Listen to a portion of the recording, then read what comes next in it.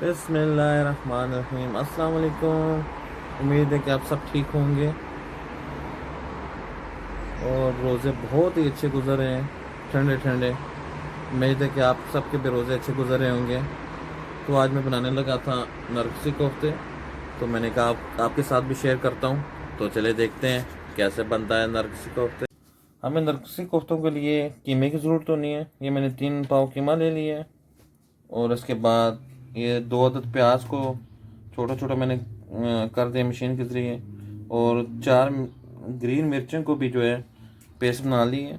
और इसके बाद ये अदरक और लहसुन का जो पेस्ट वो भी मैंने बना लिया है। ये तकरीबन 1.5 से 2 चमचे मैं डालूँगा। और इसके अलावा हमें ये मसाले ज़रूरत होना है।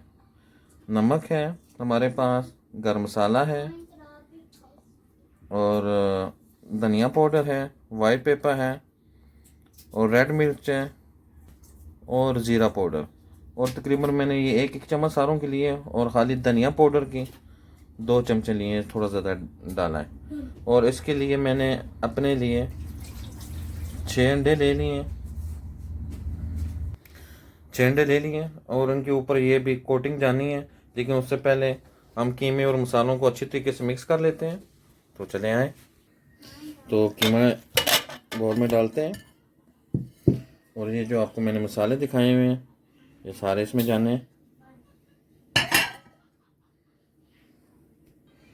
और ये भी ग्रीन चिली, ये मैंने अच्छे तरीके से पेस्ट बना लिया था। और ये लहसुन और अदरक का पेस्ट, ये तकरीबन मैंने 2 चमचे डालनी इसमें। इसके अलावा ये जो प्याज है ये भी सारा डालते हैं, और इसको अच्छे तरीके से मिक्स करते हैं। तो अल्हम्दुलिल्लाह मसाला हमारा बहुत अच्छी तरीके से मिक्स हो गया है। अभी इसको हम लेते हैं थैली पे, कुछ इस तरह से, और थोड़ा ज़्यादा लेना है।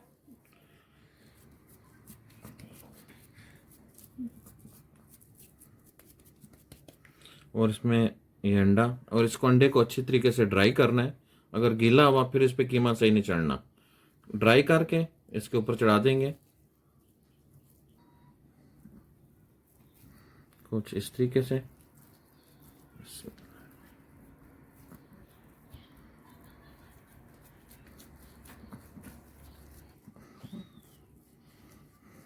तो अल्हम्दुलिल्लाह ये देखें कुछ इसकी शेप इस तरह बनी है, और अच्छे तरीके से मैंने अंडे के ऊपर सारा कीमा चढ़ा दिया है। और इसी तरीके से बाकी भी कर लेंगे थोड़ा सा और। तो इसी तरीके से बाकी भी सारे बना लेंगे। अंडे को लाजमी ड्राई रखना है, अगर ड्राई ना हुआ फिर कीमा इस पर चढ़ेगा ना सही। तो इसको अच्छे तरीके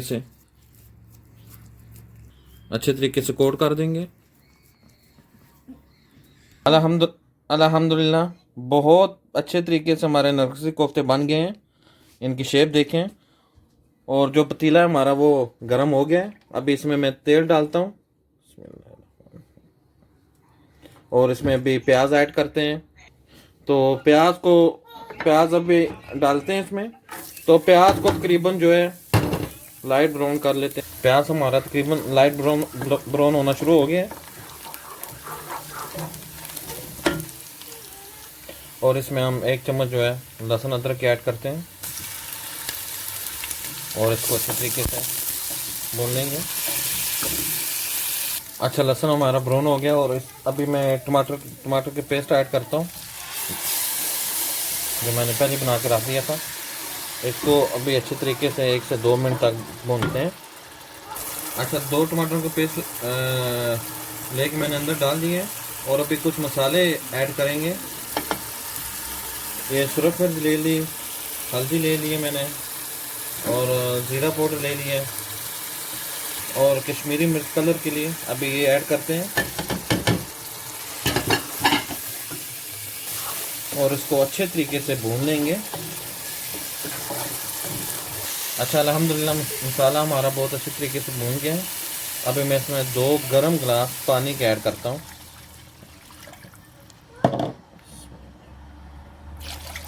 और इसके उबलने का इंतज़ार करता हूँ। ابھی اس کو کور کر دیں گے، پھر اس کے بعد کوفتے ان کرتے ہیں۔ اچھا، جو ہمارا الحمدللہ مسالے والا پانی ابل گیا ہے، ابھی ہم آرام سے اس میں کوفتے ایڈ کر دیتے ہیں اور اس کو ایسے چھوڑ دیں گے تھوڑی دیر کے لیے۔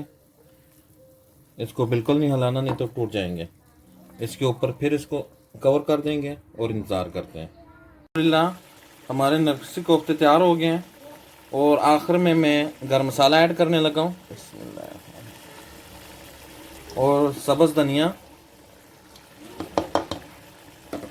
اور کسوری میتھی، اور اس میں بھی 2 سے 4 منٹ کے لیے ڈھکن دے دیں گے۔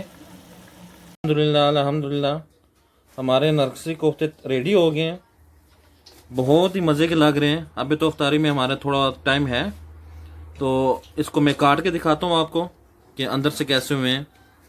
الحمدللہ بہت اچھے ہمارے نرگسی کوفتے بنے ہیں۔ یہ کاٹ کے میں نے ایک رکھا ہوا ہے، آپ دیکھ سکتے ہیں۔ تو بہت شکریہ ویڈیو دیکھنے کا۔